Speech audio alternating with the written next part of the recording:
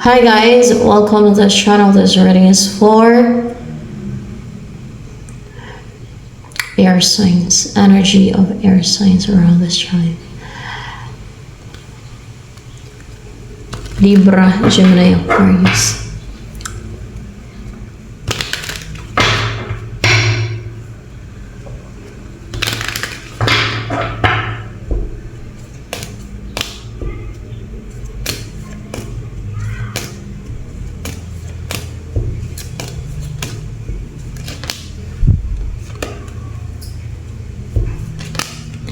You have broken every chain. There's salvation in your name. Oh my gosh, air signs.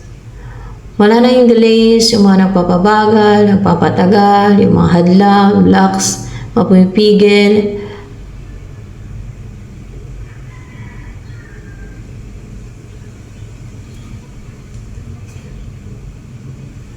Merong magbe-message sa'yo or kaya may isend kang message but ikaw yung mag-send ng message, may gagawin na active ka or merong mag-travel papunta sa'yo o merong pupuntahan, mag-travel ka or may mag-send ng message sa'yo, pwede din ganon.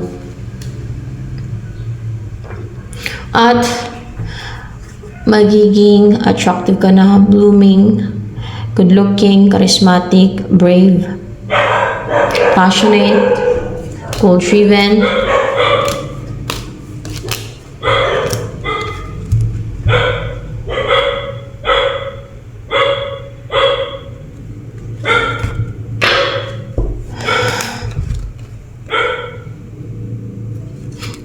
Masyadong dami. Pwede na din. 3 lang naman eh.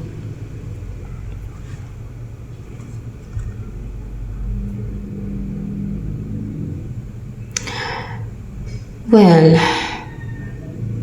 maklaruan na yung isipan mo, air sign. Maging clear na yung judgment mo at hindi ka na mag-juggling. Magagamit mo na yung mga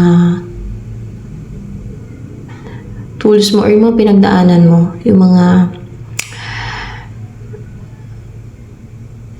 napagdaanan mo sa buhay na may mga naano ka dyan na nakuha or natutunan at hindi ka na magda-doubt sa sarili mo, hindi ka na magja-juggling, hindi ka na magdadalawang isip, ganyan. Kasi unstable na yung si King of Pentacles in reverse at si Queen of Pentacles in reverse. Ungrounded na yun sila.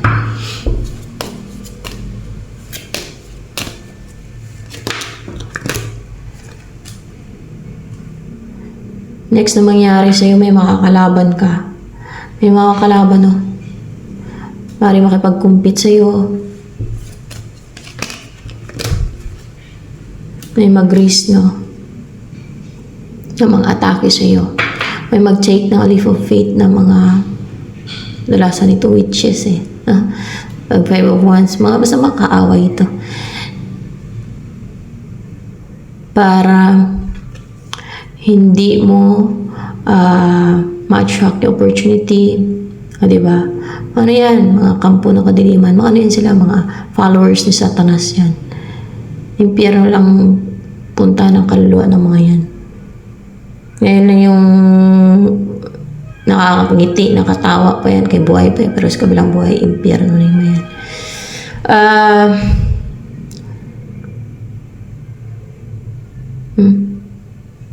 Inggitira, mga inggitiro. Malamang. Gahaman. Inggitira. Para hindi mo ma-attract yung opportunity, money, or hindi mo matanggap yung huge offer, kung mayroong huge offer na darating sa'yo.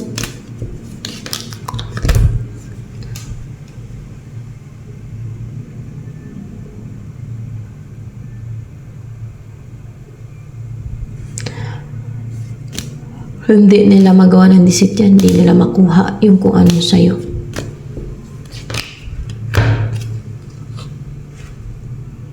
Hindi yan nila manakaw kung ano sa'yo. Kung anong para sa'yo. Page of Cups in reverse and Six of Pentacles in reverse. May impyerno nga lang kaluluwa ng mga yan. Oh.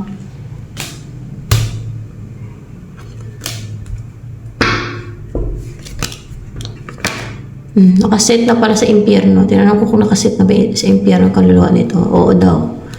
Impyerno na yan. Kasi nga, tingnan yung pinagagawa. Di ba may impyerno yan? Yan ang mga impyerno. Mga ganyan.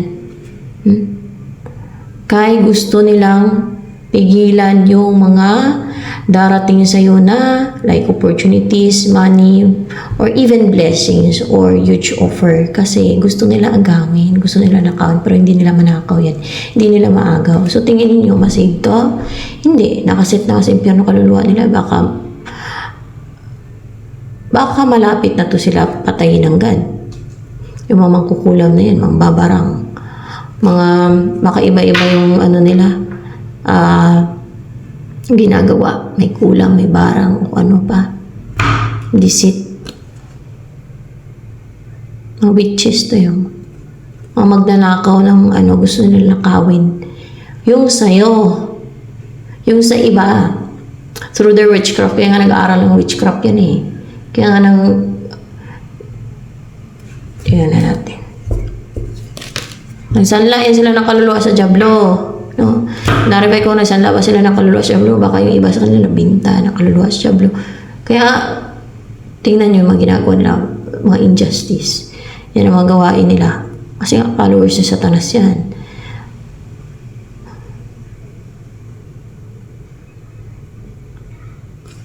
Kaya ako, yung mga nangulam ng barang sa akin, nagpakulam, nagpabarang sa akin, hindi kong patawad yan. They will suffer in hell forever. At yung mga ano naman talaga, yung mga sa Holy Spirit, sa Bible yan eh. May warnings Jesus Christ yan. Unforgivable sin yan eh. Paglapastangan sa Holy Spirit eh. Sinabi ni Jesus Christ yan, pinakita ni Jesus Christ yan sa akin, at sinabi ni Jesus Christ ng God, Holy Spirit, akong pinababa lang dito sa mundo. Oh. Kahit magpatawad pa ko sa kanila, may impyerno pa rin naman sila. Hindi yan sila mapatawad.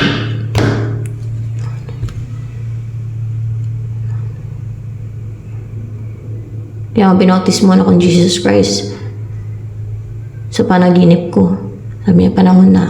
Binautismo na ako. Tapos, naging dove. Umangat ako galing sa tubig. Binautismo niya na ako sa tubig. Umangat ako sa tubig, naging dove.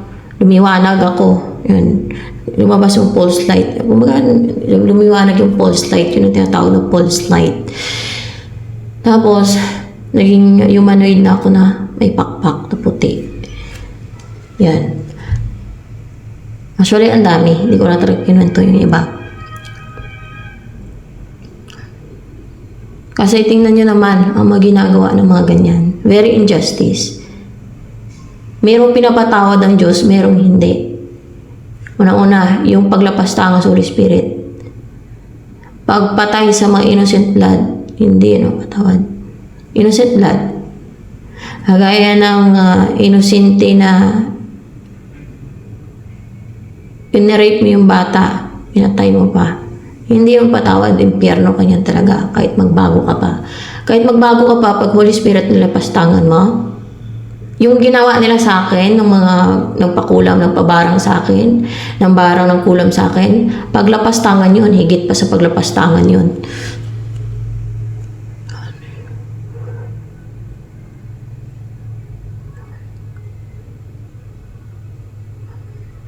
So, yan. Page of Cups in reverse.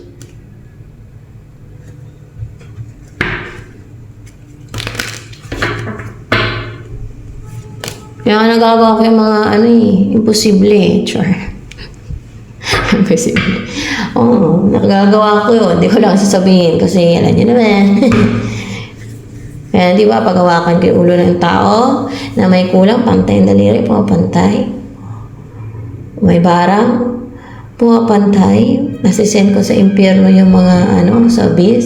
Dahil nga Holy Spirit ako. Saan ko nalaman yun? Kay Jesus Christ sa panaginip ko. Sa God, sa panaginip ko. Noon, hindi pa ako maniwala. Pero, nung nadiskubrihan ko na yung mga kakayanan ko, na may kapangyarihan nga ako, hindi yung maorasyon na, hindi yung sumaritwala. Kahit yung sa kamay ko na lang. Doon ako naniwala at may mga nagagawa na ako ng miracle na parang imposible para sa mga tao na magawa ng isang tao. Kaya ayan.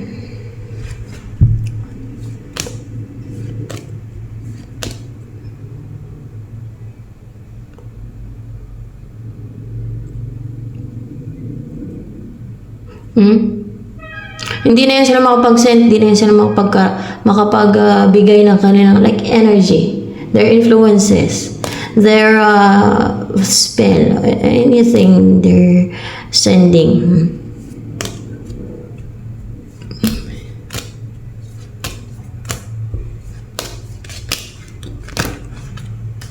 Hindi ka na nila mapaklouded yung judgment mo, hindi na nila mapaklouded yung isipan mo.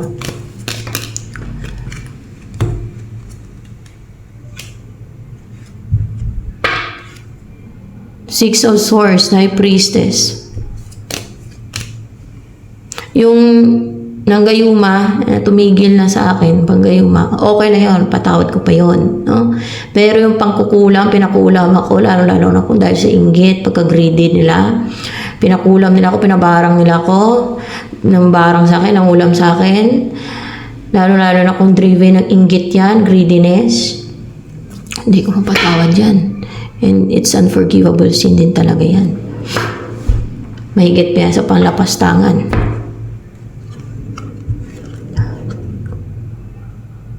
Pagbabayaran nila sa impyerno yan. Pang-chain ko pa sila dun sa impyerno. At yun naman talaga ang hatol ng God sa mga yan eh. Mga salbahin.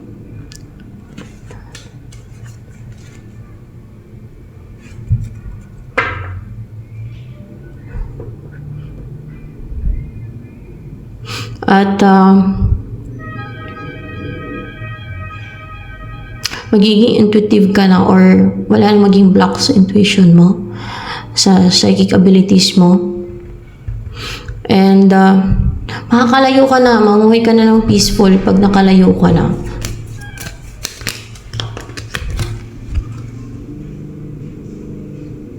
Dito ka pupunta sa person na parang insecure siya, na left out in the cold, nahirapan siya ngayon.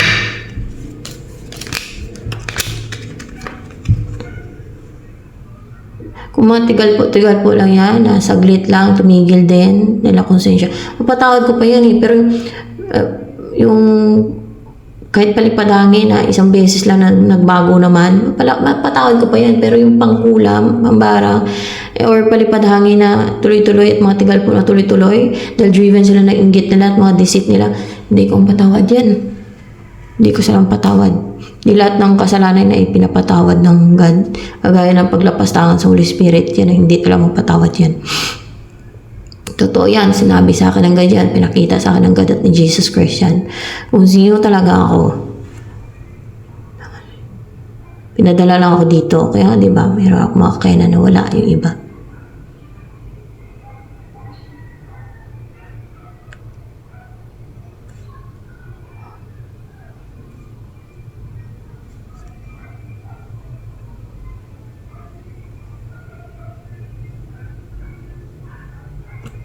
Six of Wands. Pupunta ka sa lugar ni Six of Wands. Ayan o. Haring to in the public eye. And matagumpay ito siya, guys. Or victorious. Clear and sharp yung mind niya. And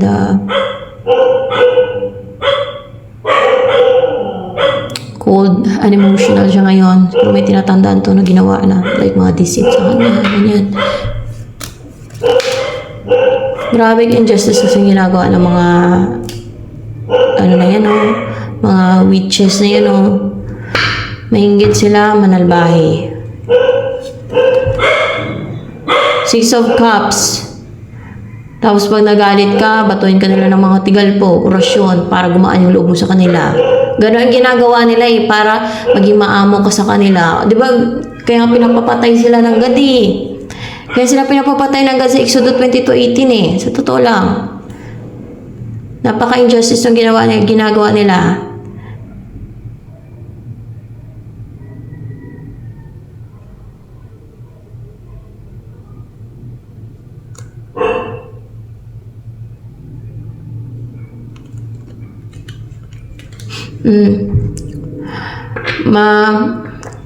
Maging close na kayo ng person mo. Maging magaan yung loob niyo sa'yo.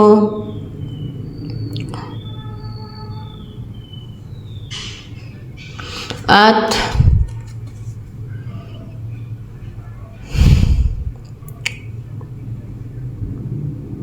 mukhang mag-heal ka doon baka sa forest banda, makapag-introspect ka, yan. Para tahimik yung buhay ninyo, ganun. At maging positive and inspired ka.